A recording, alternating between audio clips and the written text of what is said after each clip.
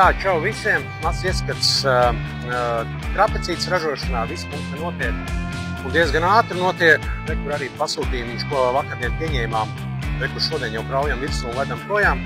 Te atkal tāds mazs stāsts, kā mums tas notiekās. Mums tādi forši stūrīši ir. Mēs ar viņiem te baigi eksperimentējām.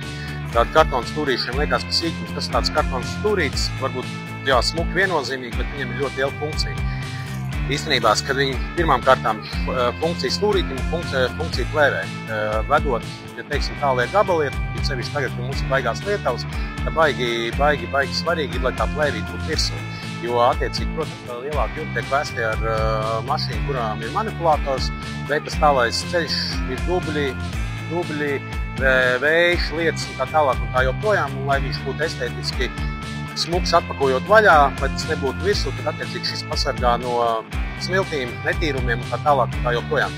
Un savukārt sleņķītes ir arī smukumam, protams, bet izkraujot, iekraujot, lai tieši nesabojātu profila malus, gan šī gadījumā trapecē, gan arī dakstiņam, tad attiecīgi viņam ir ļoti liela nozīme funkcionāli tās tieši tajās malās, kur tiek krauts ārā, viņš tās malīnas neatlodas.